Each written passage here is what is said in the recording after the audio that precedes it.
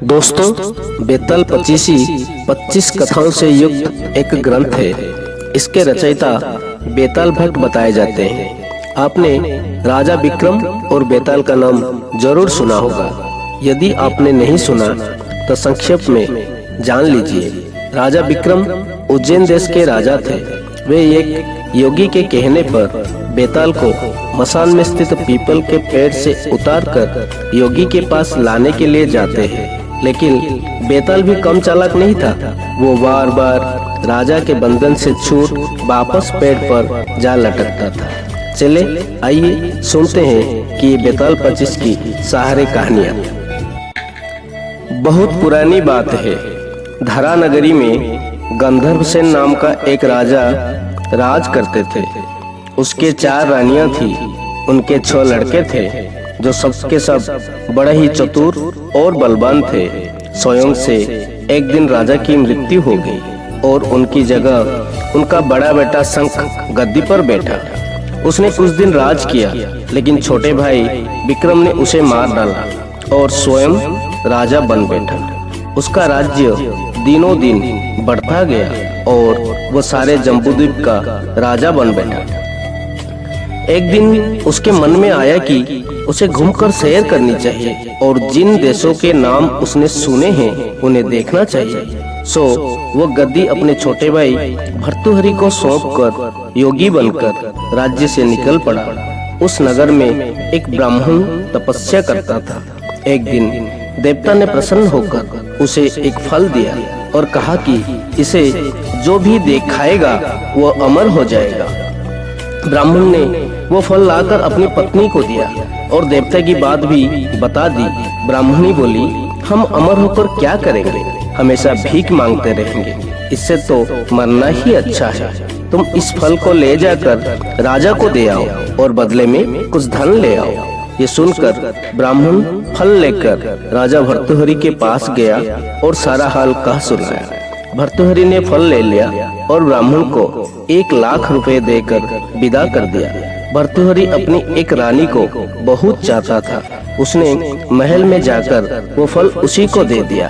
रानी की मित्रता शहर कोतवाल से थी। उसने वो फल कोतवाल को दे दिया। कोतवाल एक वेश्या के पास जाया करता था। वो उस फल को उस वेश्या को दे दिया। वेश्या ने सोचा कि ये फल तो राजा को खाना चाहिए। वो उसे लेकर राजा भर्तृहरि के पास गई और उसे दे दिया। भर्तृहरि ने उसे बहुत सा धन दिया, लेकिन जब उसने फल को अच्छी तरह देखा तो पहचान लिया। उसे बड़ी चोट लगी, पर उसने किसी से कुछ कहा नहीं। उसने महल में जाकर रानी से पूछा कि तुमने उस फल का क्या किया? रानी ने कहा, मैंने उसे खा लिया।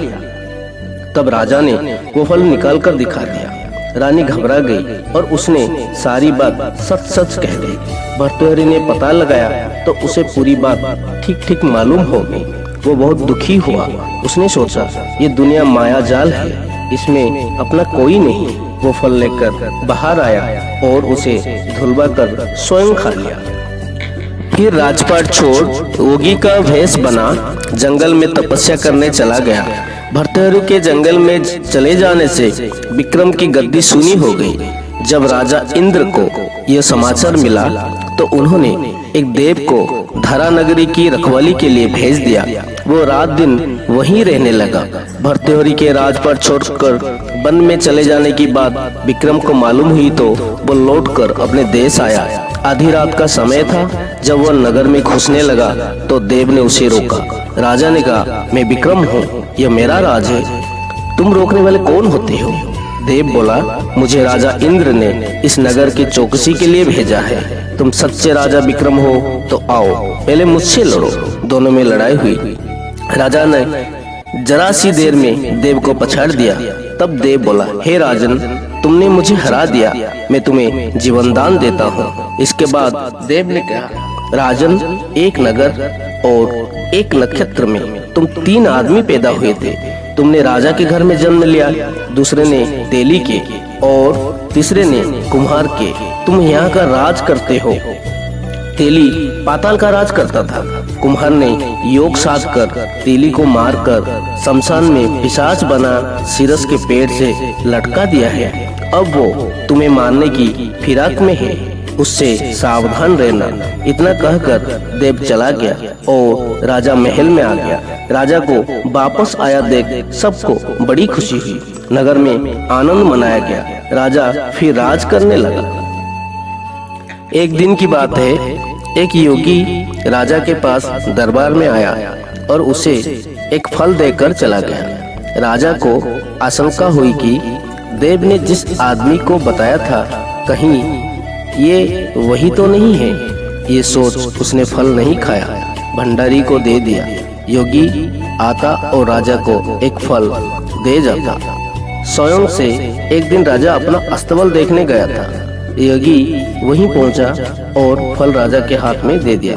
राजा ने उसे उछाला तो वो हाथ से छूटकर धरती पर गिर पड़ा। उसी समय एक बंदर ने झपटकर उसे उठा लिया और तोड़ डाला। उसमें से एक रत्न निकला जिसकी चमक से सबकी आंखें चौंधिया गई। राजा को बड़ा अचरज हुआ। उसने योगी से पूछा, आप ये रत्न मुझे रोज क्यों दे जाते हो?